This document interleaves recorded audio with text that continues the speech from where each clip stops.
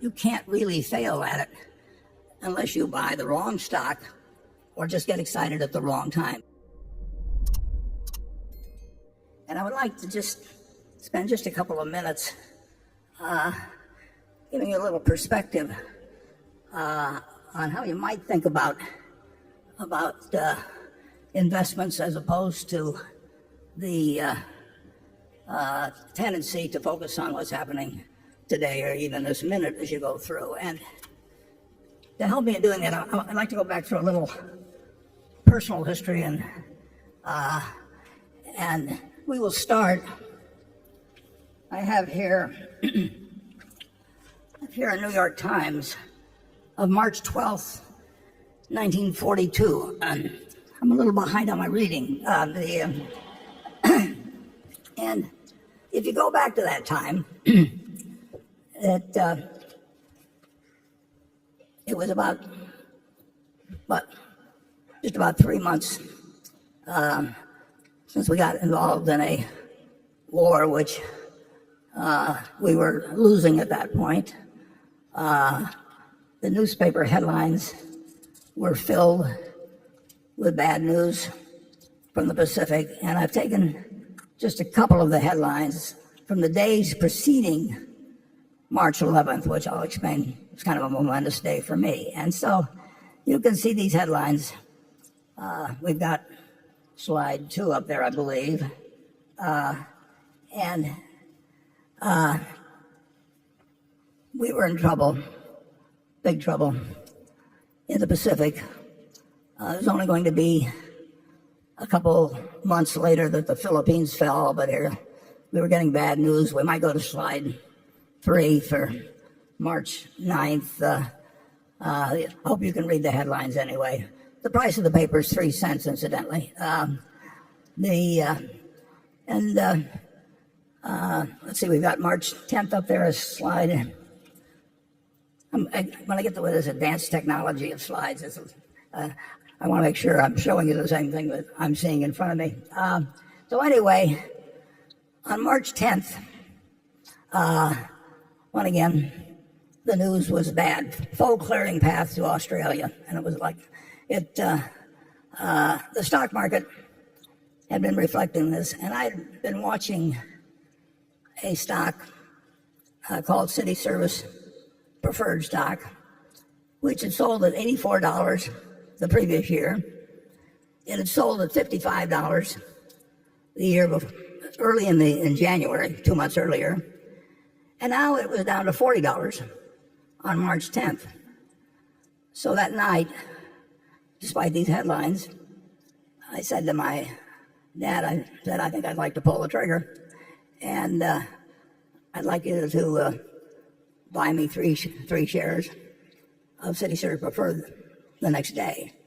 And that was all I had. I mean, that was my capital accumulated over the previous 5 years or thereabouts. And so my dad the next morning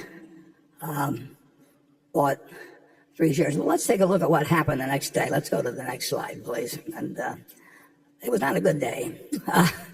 The stock market, the Dow Jones Industrials broke 100 on the downside. Now, they were down 2.28%, as you see, but that was the equivalent of about a 500-point drop now. So I'm in school wondering what is going on, of course. Incidentally, you'll see on the left side of the chart, the New York Times put the Dow Jones Industrial Average below all the averages they calculated. They had their own averages, which have since disappeared, but the Dow Jones has continued. So the next day, we can go to the next slide, and you will see what happened. The stock that was at 39, my dad bought my stock right away in the morning because I'd asked him to, my 3 shares. And so I paid the high for the day. That 38 and a quarter was my tick, which is the high for day. And by the end of the day, it was down to 37, which was really kind of characteristic of my timing in stocks that was going to appear in future years. But it was on what was then called the New York Curb Exchange, then became the American Stock Exchange. But things, even though the war until the Battle of Midway looked very bad, and If you'll turn to the next slide, please, you'll see that the stock did rather well. You can see where I bought it, 38 and a quarter. And then the stock went on actually to eventually be called by the City Service Company for over $200 a share.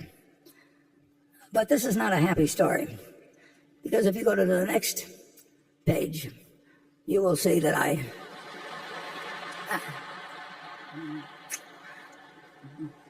well, as they always say, it seemed like a good idea at the time. So I sold it. I made $5 on it. It was again typical of the behavior. But when you watch it go down to 27, it looked pretty good to get that profit. Well, what's the point of all this? Well, we can leave behind the City Service story, and I would like you to again imagine yourself back on March 11th of 1942. And as I say, things were looking bad in the European theater as well as what was going on in the Pacific. But everybody in this country knew America was going to win the war. I mean, it was, we'd gotten blindsided, but we were going to win the war, and we knew that the American system had been working well since 1776. So if you'll turn to the next slide, I'd like you to imagine that at that time, you had invested $10,000, and you put that money in an index fund. We didn't have index funds then, but you in effect bought the S&P 500. Now I would like you to think a while, and do not change the slide here for a minute. I'd like you to think about how much that $10,000 would now be worth if you just had one basic premise, just like in buying a farm, you buy it to hold throughout your lifetime and you look to the output of the farm to determine whether you made a wise investment. You look to the output of the apartment house to decide whether you made a wise investment if you buy an small apartment house to hold for your life.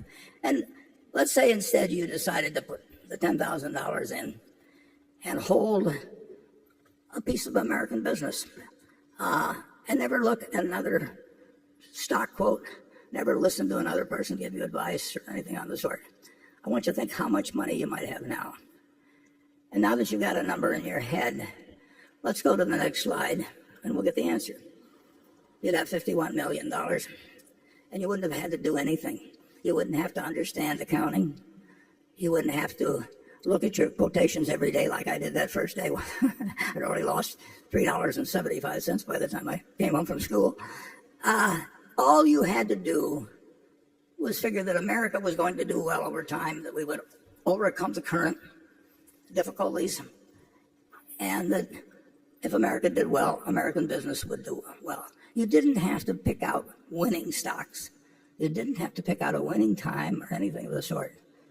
You basically just had to make one investment decision in your life. And that wasn't the only time to do it. I mean, I could go back and pick other times that would work out to even greater gains. But as you listen to the questions and answers we give today, just remember that the overriding question is, how is American business going to do over your investing lifetime? I would like to make one other comment because it's a little bit interesting. Let's say you're taking that $10,000 and you listen to the prophets of doom and gloom around you, and you'll get that constantly throughout your life. And instead you use the $10,000 to buy gold. Now for your $10,000, you would have been able to buy about 300 ounces of gold. And while the businesses were reinvesting in more plants and new inventions came along, you would go down every year and look in your safe deposit box, and you'd have your 300 ounces of gold, and you could look at it, and you could fondle it, and you could, whatever you wanted to do with it. But it didn't produce anything. It was never going to produce anything. And what would you have today? You would have 300 ounces of gold, just like you had in March of 1942, and it would be worth approximately $400,000. So if you decided to go with a non-productive asset, gold, instead of a productive asset, which actually was earning more money and reinvesting and paying dividends and maybe purchasing stock, whatever it might be, you would now have over 100 times the value of what you would have had with a non-productive asset. In other words, for every dollar you have made in American business, you'd have less than a penny of gain by buying in this store of value, which people tell you to run to every time you get scared by the headlines or something of the sort. It's just remarkable to me that we have operated in this country with the greatest tailwind at our back that you can imagine. It's an investor's haven. I mean, you can't really fail at it unless you buy the wrong stock or just get excited at the wrong time. But if you own a cross-section of America and you put your money in consistently over the years, there's no comparison against owning something that's going to produce nothing. And frankly, there's no comparison with trying to jump in and out of stocks and pay investment advisors. If you'd followed my advice, incidentally, or this retrospective advice, which is always so easy to give, if you'd follow that, of course, there's one problem, buddy. Your friendly stockbroker would have starved to death. I mean, and you could have gone to the funeral to atone for their fate. But the truth is, you would have been better off doing this than a very, very, very high percentage of investment professionals have done, or people have done that are active. It's very hard to move around successfully and beat really what can be done with a very relaxed philosophy. And you do not have to know as much about accounting or stock market terminology or whatever else it may be, or what the Fed is going to do next time and whether it's going to raise rates 3 times or 4 times or 2 times. None of that counts at all, really, in a lifetime of investing. What counts is having a philosophy that you stick with, that you understand why you're in it, and then you forget about doing things that you don't know how to do.